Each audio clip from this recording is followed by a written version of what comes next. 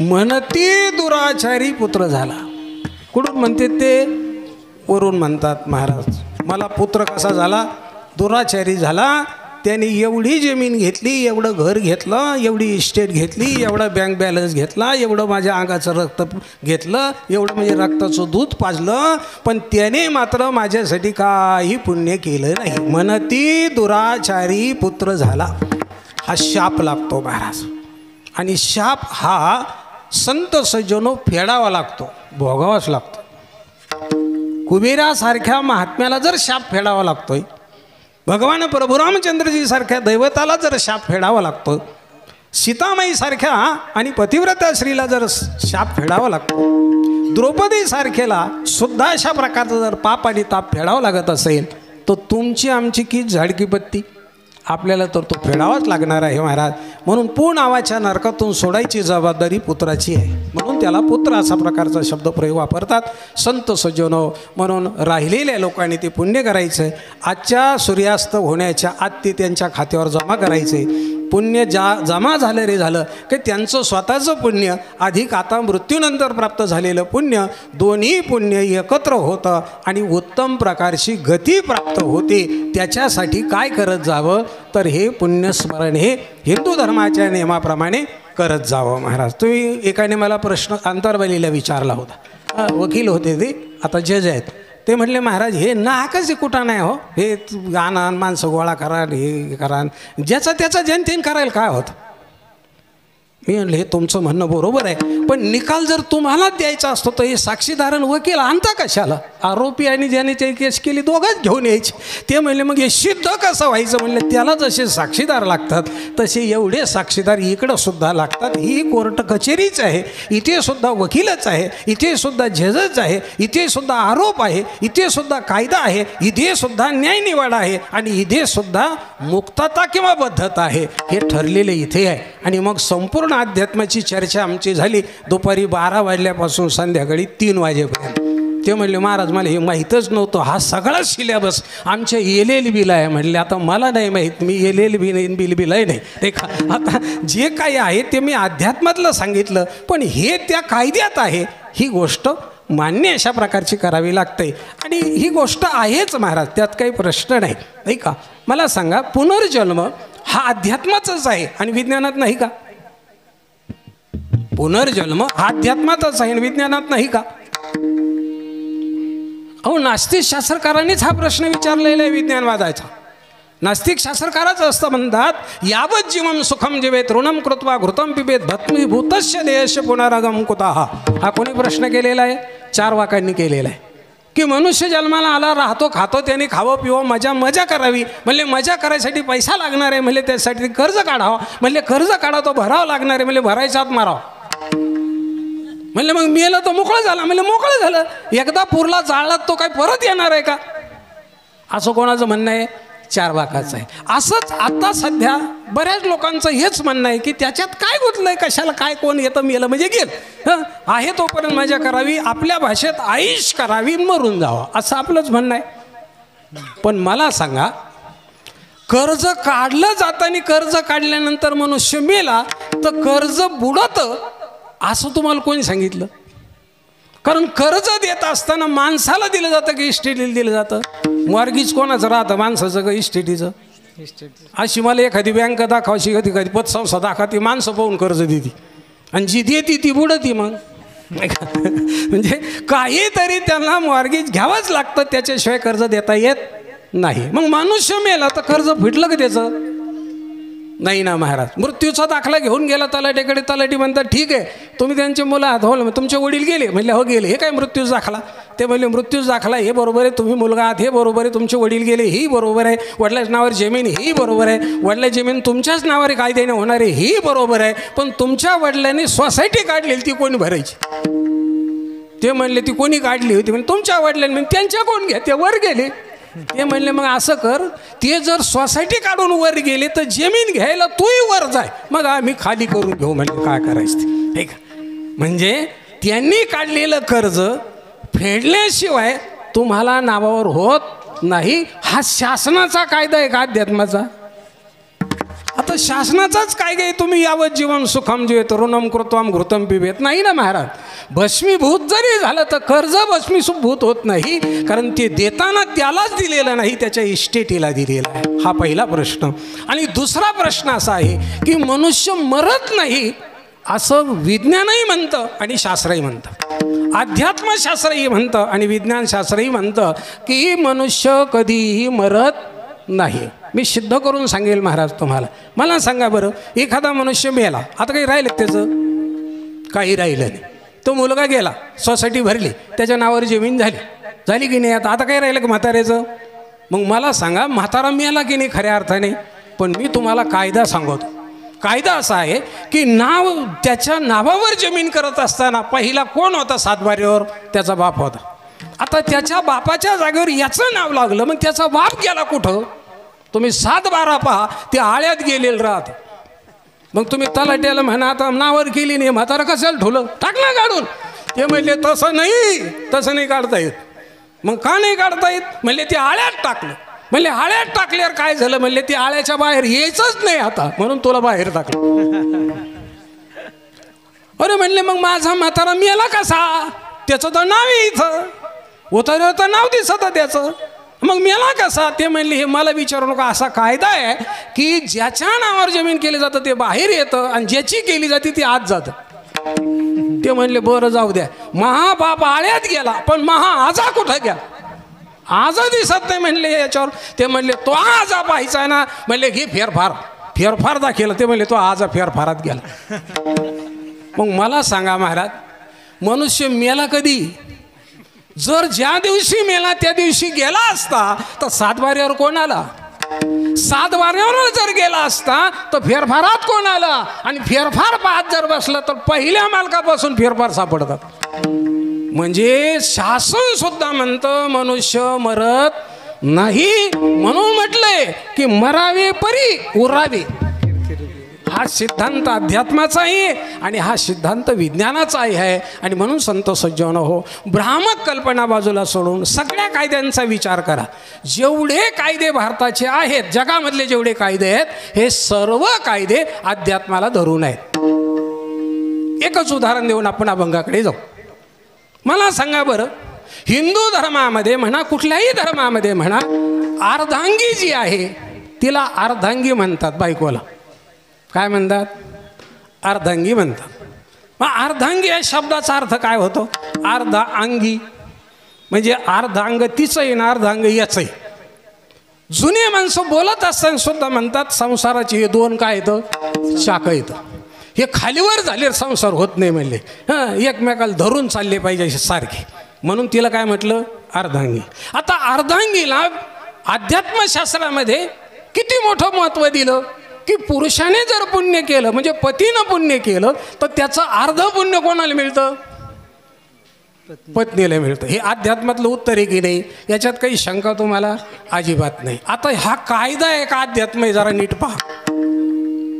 आता बघा तुम्ही, तुमच्या संसारातलं रेशन कार्डापासून तर मुलाच्या लग्नपत्रिकेपर्यंत तुम्हाला कोणाच नाव अगोदर टाकावं लागतं? टाकीत नाही का तुमच्याकडं? रेशन कार्डावरती किंवा कुठेही बरं जाऊ द्या, ते रेशन कार्ड जाऊ द्या. मला सांगा की तुमच्या नावाचा अर्धा हिस्सा कोणाला राहतो? पत्नीला राहतो. हा कायदा आहे की नाही? नाहीच लक्षात आलं. याच्या पुढं सांगतो म्हणजे पटकन लक्षात येईल. तुम्ही मेले तर पेन्शन बंद होती का? नाही. कोणाला अर्धी मिळती? पत्नीला अर्धी मिळते. आणि पत्नीच मेली, ती नोकरीला होती पण मेली, तुम्हाला अर्धी मिळती का? का बरं नाही मिळत? तुमचे पती नाहीत का? पती नाहीत का? आणखीन पुढे पहा. मला सांगा संत सज्जन हो, समजा तुम्ही पत्नीला सोडून दिलं, तुम्ही पत्नीला सोडून दिलं, तर तुम्हाला कायद्याने काय करावं लागतं? पोटगी द्यावी लागते. पण पत्नीनंच तुम्हाला सोडून दिलं, तुम्हाला किती पैसे मिळते? आता हे काही माझे तर कायदे नाहीत ना. हे जेवढे कायदे आहेत हे गव्हर्नमेंटचेच कायदे आहेत, संविधानाचेच कायदे आहेत.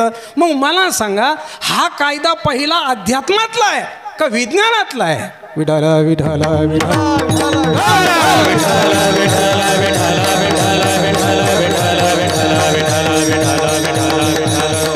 म्हणून संत सज्जन हो, अध्यात्म आणि विज्ञान फार वेगळं नाही आहे. संस्कार करणं हे विज्ञानालाही मान्य आहे आणि संस्कार करणं हे अध्यात्मालाही मान्य आहे. माझे ज्ञानराज माऊली म्हणतात, तुम्हाला सुख जर हवं असेल तर तुम्ही विधी पाळले पाहिजे. विधी निषेध पाळी, धर्म निषेध चाळी, मग सुखे तुझ सगळी तिधली आहे. ज्ञानराज माऊली म्हणतात, सुख जर पाहिजे असेल तर विधीही पाळला पाहिजे आणि निषेधही पाळला पाहिजे. दोन्ही पाळले पाहिजे, तरच आपल्या जीवनामध्ये सुखाची प्राप्ती होईल. म्हणून आजचा जो आहे हा वर्ष श्राद्ध हा काय आहे? विधी अशा प्रकारचा आहे. आणि त्या निमित्ताने घेतलेला भंग माझ्या जगद्गुरू तुकाराम महाराजांचा आहे. जगद्गुरू तुकाराम महाराज म्हणतात, संसार केल्याशिवाय आणि कोणालाही राहता येत नाही. तुम्ही म्हणणार, महाराज ज्यांचं लग्न झालं त्यांना म्हणा संसार केल्याशिवाय राहता येणार नाही, पण ज्याचं लग्न झालं नाही त्याला तुम्ही कसं म्हणणार संसार केल्याशिवाय राहता येणार नाही? तर ऐका महाराज, संसार या शब्दाचा अर्थ केवळ पत्नी करणं म्हणजे संसार नाही.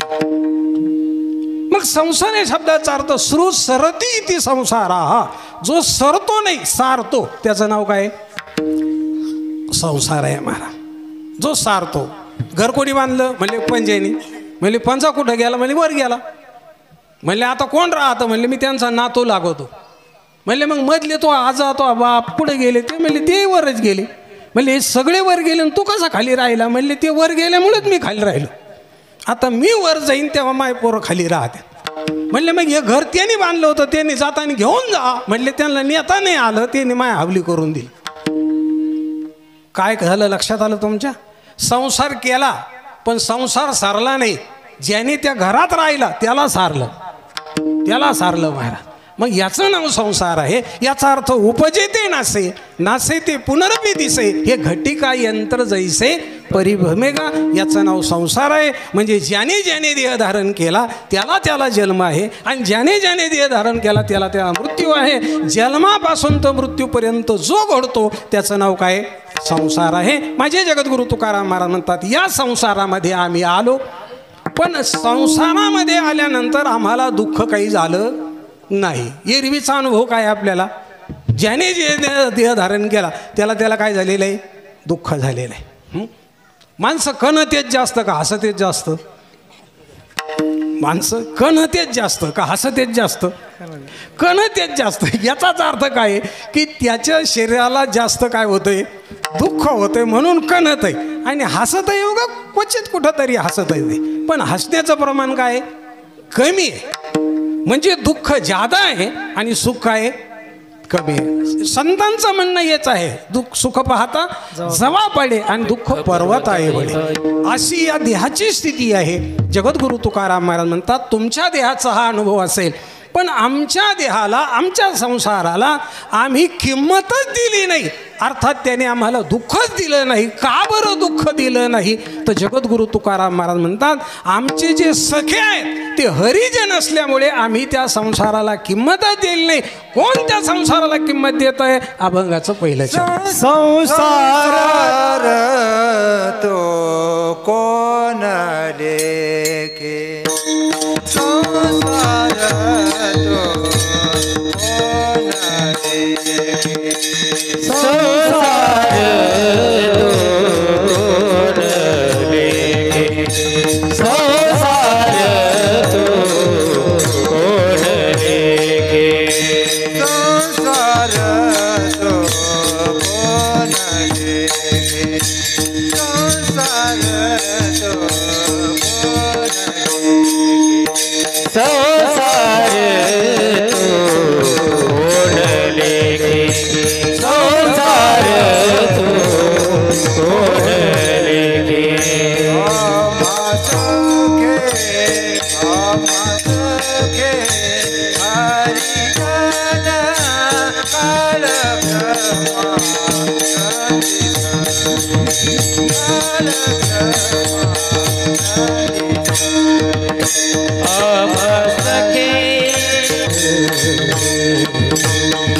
अभंगाच्या पहिल्याच चरणामध्ये उत्तर देऊन टाकतात. कोण कोण असा आहे की ज्या संसाराला अशा प्रकारचं कमी लेखतो ते आम्ही आहोत. संसार तो कोण लेखे, याचं उलट उत्तर असं आहे, लेखे कोण संसारा, या संसाराला कोण कमी लेखतं, तर आम्ही कमी लेखतो. आणि ज्याच्या सामर्थ्य आहे ते कमी लेखत असतात, ज्याच्या सामर्थ्य नाही ते कशाला कमी लेखत. मला सांगा, संसारात संसारी माणसं एकमेकाला कमी कधी लेखतात? ज्यावेळेस त्याच्याकडे जास्त राहतं तेव्हा ते त्याच्यापेक्षा कमी असणाऱ्या माणसाला काय करतात, कमी लेखतात. हा म्हणतो ते आमच्या जवळचे येतं, ते पाहुणे येतं, लई जवळचे येतं, आमचे घरगुती संबंध येतं सगळे. त्यांना विचारलं, म्हणलं रावसाहेब, ते तो म्हणते लई जवळचं येते. मग असं कोणीही चिकटं तर कोणाला म्हणावं का आपलं? म्हणले झालं काय? म्हणले झालं काय, त्याला 1.5 एकर जमीन नाही. म्हणले 50 एकरचा बागायत झाला, शिकटायला चालला, त्याला समजायला पाहिजे, कळायला पाहिजे त्याला. का? संसारातले माणसं ज्याच्याकडे जास्त आहेत ते कमीवाल्याला जवळ करीत नाहीत, त्याला काही लेखा देत नाहीत. तसंच आहे महाराज, परमार्थामध्ये सगळ्यात पुण्य ज्यांच्याकडे जास्त आहे ते पापी माणसाला जवळ करीत नाही. नवे त्याला ते फार किंमत देत नाही. आता बघा, शरीर एकच आहे त्यांचं आणि आपलं शरीर काही वेगळं आहे का? नाही. त्यांच्या शरीरामध्ये भूमी बाबू कलो वायू खंबण धीरेवाचं हे पंचमहाभूत त्यांना आहेत. पंचमहाभूत आपल्याला, त्यांना डोळे, आपल्याला डोळे, त्यांना काने, आपल्याला काने, त्यांना नाके, आपल्याला काने, त्यांना तोंडे, आपल्याला तोंड्या, त्यांना हातपाय आहेत, आपल्याला हातपाय आहेत, त्यांना मन आहे, आपल्याला मन आहे, त्यांना बुद्धी, आपल्याला बुद्धी आहे. काही बदल आहे का? बदल एकच आहे. त्यांना सगळं असून त्यांना देव दिसतो आणि आपल्याला देवापुढं उभं केलं तरी देवाचा नैवेद्य दिसतो. हा दोघातला काय फरक आहे? सगळे सारखे असून सुद्धा एकाला एक आणि एकाला एक असं का दिसतं? देह सारखा आहे, इंद्रिय सारखे आहेत, पण इंद्रियाचे भाव सारखे नाहीत. त्यांना विचारलं तुम्हाला काय दिसतं? त्याने सांगितलं आम्हाला फक्त देवच दिसतो, दुसरं काही अशा प्रकारचं दिसत नाही. म्हणून ते डोळ्याला सुद्धा आज्ञा करून सांगतात, हे डोळ्या हो, डोळे तुम्ही घ्या रे सुख, पहा विठोबाचे मुख. ते सांगतात डोळ्यांनो तुम्ही सुख घ्या, तुम्हाला सुख नाही मिळालं, आता सुख घ्या, विठ्ठलाचं मुख पहा. आपल्याला विठ्ठलाचं मुख पाहताना तरी सुख होतं का? नाही का? लाईन पाहिल्याबरोबर दुःख होतं, तो मुख पाहायचं कुठं राहिलं? लाईन पाहिली गोपाळपूरच्या तिकडं का माणसं सांगतो बाबा बाबा बाबा बाबा बाबा, हा इतक्या लांब लाईन आहे, इथूनच घे चला आपलं. लाईन पाहिल्याबरोबर जर दुःख होतं तर मुख पाहायचं किती लांब राहिलं महाराज, नाही का? म्हणून संत सजनो देह जरी एक असला तर परिणाम भिन्न आहेत. त्यांच्या देहाचा विचार झाला त्याला म्हणतात आम्हाला संसाराचा कुठलाही धोका वाटत नाही, आम्ही त्याला काही किंमत देत नाही. का बरं महाराज? एवढी मस्ती तुमच्या ठिकाणी कशामुळे आली? महाराज उत्तर देतात, आम्हा सखे हरिजन, आम्ही हरिजनाच्या संगतीमध्ये आहोत, संतांच्या संगतीमध्ये आहोत. आणि ऐका महाराज, संतांच्या संगतीमध्ये संत तर राहतात, पण भगवंतही प्राप्त होतात. 3 गोष्टी होतात संतांच्या संगतीत. संत भेटतात पहिला, दुसरी गोष्ट भेटते भगवान भेटतो दुसरा, आणि भगवान कसा आकळून धरावा हे तिसरं. हे कशाने भेटतं?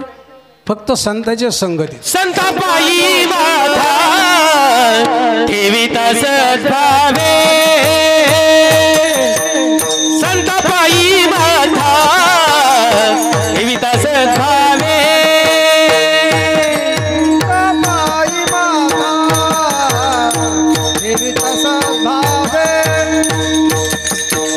संता पायी माझा ठेविता सद्भावे, तेने भेटे देवा पे आप, तेने भेटे देवा पे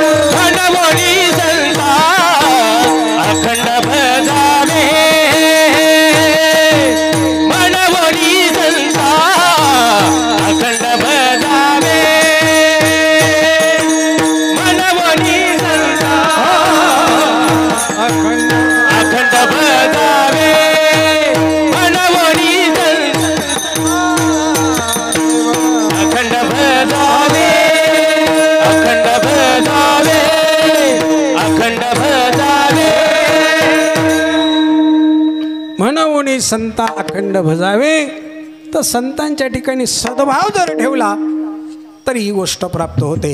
आणि माऊलींचं तर एकदम सोपं प्रमाण आहे महाराज. संताची संगती मनोमार्ग गती अकळाबा श्रीपती येणे पंथी. येणे पंथे श्रीपती अकळाबा, एवढं साधन. म्हणजे श्रीपती मिळाला, संत मिळाले, साधनही मिळालं. झाला की नाही त्रिवेणी संगम. म्हणूनच म्हटलं नाही कथा त्रिवेणी संगम, संत सज्जन या स्वरूपाने. आणि मग आम्हाला आता कशाची संसाराची भीती राहिली नाही. का बरं? तर ज्यांच्या संगतीत आम्ही गेलो ते संसारापासून अलिप्त झालेले आहेत. त्यांना संसार कुठलाही त्रास देत नाही. असो ऐसा कोठे आठवची नाही, देहीच विदेही भोगू दशा.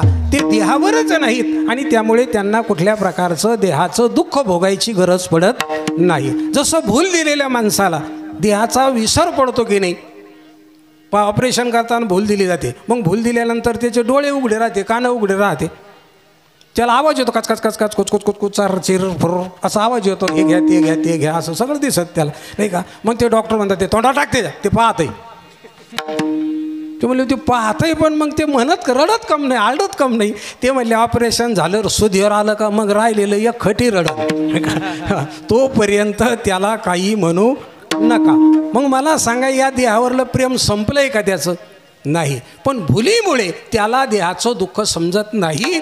तसं भुलविले वेणू नादे, त्यामुळे संतांना देहाचं दुःख समजत नाही. आणि मग न समजल्यामुळे त्यांची संगत केली रे केली का जे संगत करतात त्यांना सुद्धा त्या दुःखाचा त्रास होत नाही महाराज. ज्याच्या संगतीत गेलं त्याचं मिळतं महाराज.